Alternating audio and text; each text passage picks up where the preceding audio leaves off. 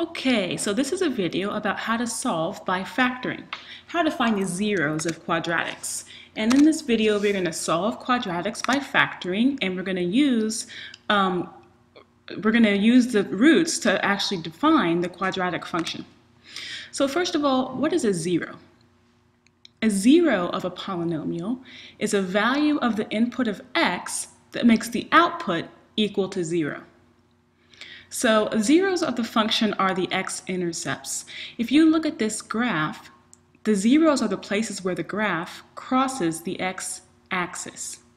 And these are values where if you were to insert that value for x into the function, it would make the function equal 0. Unlike linear functions, which have no more than one zero, quadratic functions can have two zeros, just like in this picture. These zeros are always symmetrical about the axis of symmetry, which is this blue line.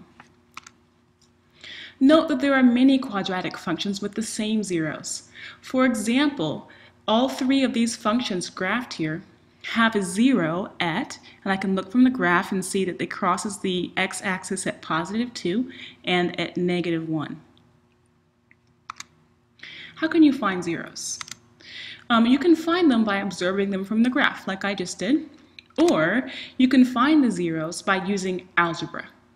For example, to find the zeros of f of x equals x squared plus 2x minus 3, you can set the function equal to 0. The solutions to the related equation represent the zeros of the function. So that's what we're going to do. In order to find the zeros, we're going to put the equation equal to 0 and solve for x. So the solutions, the solutions to an equation when it's equal to 0 are called roots.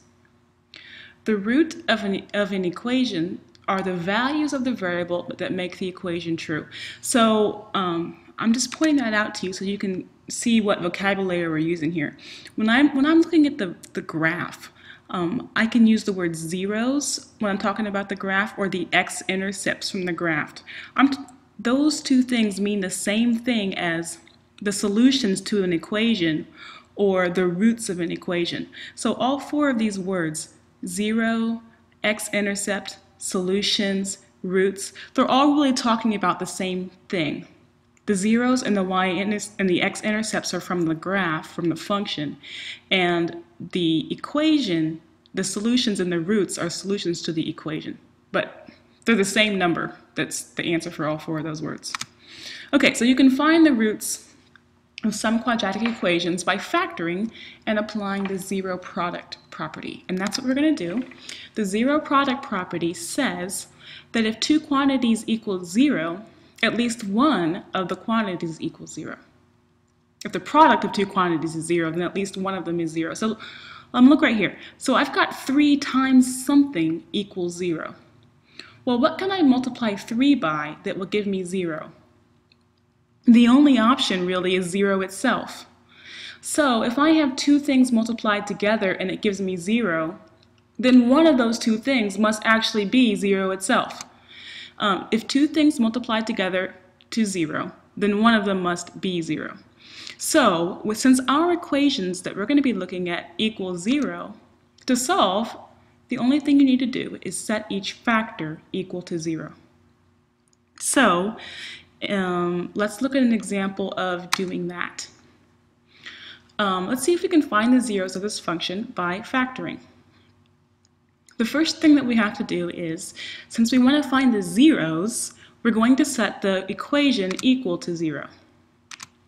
So we have x squared minus 4x minus 12 equals 0. Now we factor it. So to factor this, we have to think of what multiplies to 12, multiplies to -12, and adds to -4. Well, that would be -6 and +2. So this factors into x plus 2 times x minus 6 equals 0. Now, the new part for today is, in order to solve for x and find the zeros, I set each factor equal to 0. So I'm going to say x plus 2 equals 0 and x minus 6 equals 0. So I set each part equal to 0, and now I'm going to get two answers for x. When I solve the first one, for x, I'm going to subtract 2 to the other side. And then we're going to have x equals negative 2. And to solve the second one for x, I'm going to do plus 6 and plus 6 on both sides and get x equals 6. All right, let's see if we can solve this next one by factoring. So to solve it, to find the zeros, first thing we do is set it equal to 0. Then to factor this, we can just see what common factor we have we can pull out. Well, they both have a 3x in common, so I can factor out a 3x. Now we apply the zero product property by putting each part equal to 0. 3x equals 0, x plus 6 equals 0. And now we solve each part. The first one I divide by 3 on both sides. 3x divided by 3 gives me x. 0 divided by 3 gives me 0. And I subtract 6 to the other side, so I get x equals negative 6. All right, let's actually go back now and check that answer. See, how can we check to see if this is right? You can check it algebraically or graphically. Since I got 0 for my answer, if I plug in 0 into the equation, I should get 0. So I plugged in 0 and it worked. I got 0. The other answer I got was negative 6. So if I plug in negative 6, I should also get 0. All right, and I do. I end up getting 0. So that means I have the right answer. Now I can also check this by graphing. If I were to graph this on my graphing calculator, I can look at the graph and see where does the graph cross the x-axis. It crosses right here at 0, and it crosses over here at negative 6. So again, from the graph, I can also see that I have the answer correct. All right, let's do one more. Let's do one last one. Let's see if we can solve this one by factoring. Now, before we can really factor it, we're going to have to rewrite this in standard form. Standard form writes these in order with the highest exponent first and going down from there. So we need to, and then it has to equal 0.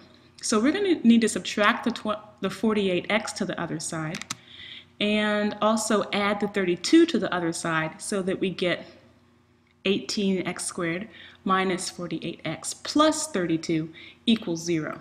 That is standard form. So now we can factor this. Looks like they all have a common factor of 2. So we can factor out a 2, and let's just get rid of that 2 altogether by dividing both sides by 2. 0 divided by 2 would give us 0, and the 2 would kind of cancel out. Now, all right, when I look at this, it looks like a perfect square because 9 squared is 3 and 16 squared is 4. So let's rewrite this using our perfect square rule and see if the middle term is also followed. Does the middle term also follow the rule? Is the middle term 2 times the first, which would be 3x, and the last, which would be 4? And yeah, it is. So that means it is a perfect square. So I can factor this using my perfect square rule. This must be 3x minus 4 squared. So now that I factored it, I can go ahead and solve by factoring by putting each part equal to 0. So I have 3x minus 4 twice here. So I have 3x minus 4 equals 0, and then 3x minus 4 equals 0 again. So to solve for this, I'm going to add 4 to the other side, and then divide by 3, and in both cases I get x equals 4/3. Okay, and the last goal for this lesson is to work backwards from the zeros to write the equation. So, if you know the zeros of a function, you can work backwards to write the rule for the function.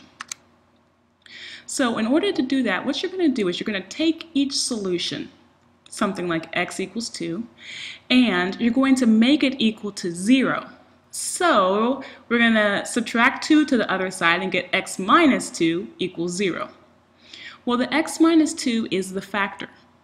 We get all the factors and we just multiply the factors together to get the equation. So it's just working backwards from what we did a second ago. Let's see if we can do that with this one.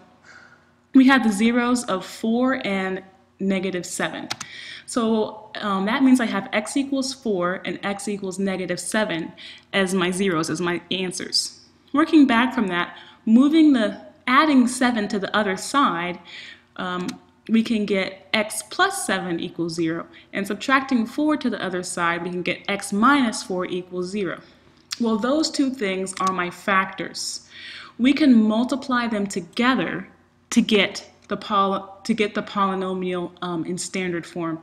So we can multiply, go ahead and you would distribute that out, and our answer, our equation that had those zeros is x squared plus 3x minus 28. So you can work backwards like that. Okay, and then we can rewrite the function f of x equals x squared plus 3x minus 28. Good. And so we have learned about zeros of a function and the roots of a function. We can find the zeros, and then we can use the zeros to work backwards and write the equations. So good job.